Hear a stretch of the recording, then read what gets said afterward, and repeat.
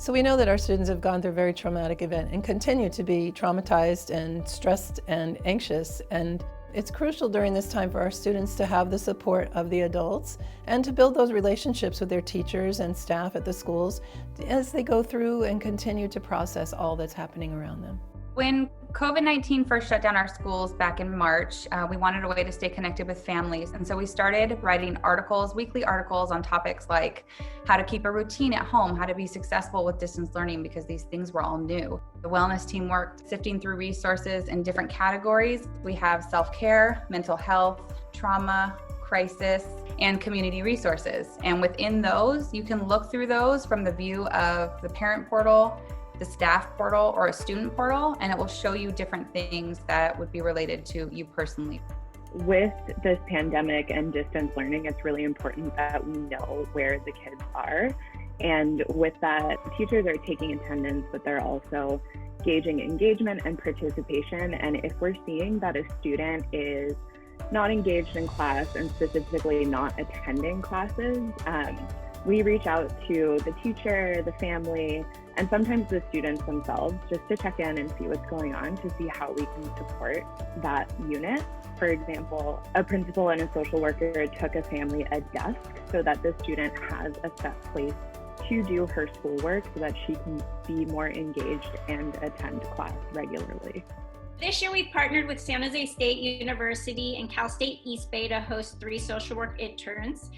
And our social work interns help us provide individual and group counseling to students. They provide crisis intervention, they can do home visits. We know how much students are in need, especially during this time.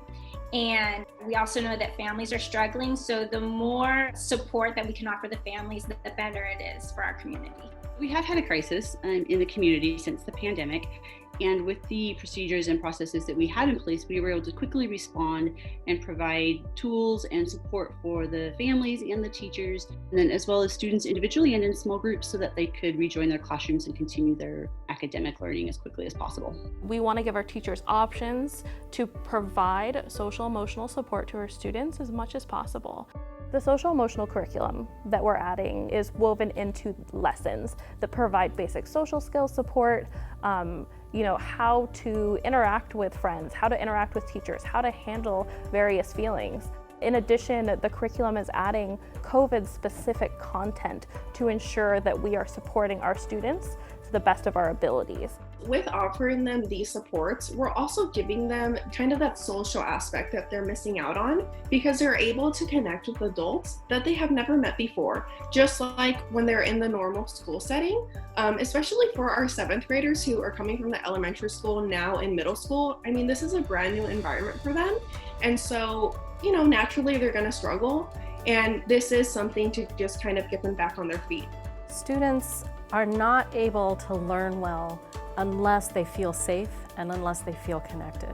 And so it's really important for us to be able to reach out, provide these resources, provide these connections so that students are ready to learn in whatever format that takes, face-to-face, in distance learning, or some combination. That's really what we want, is that they can learn and access those educational resources.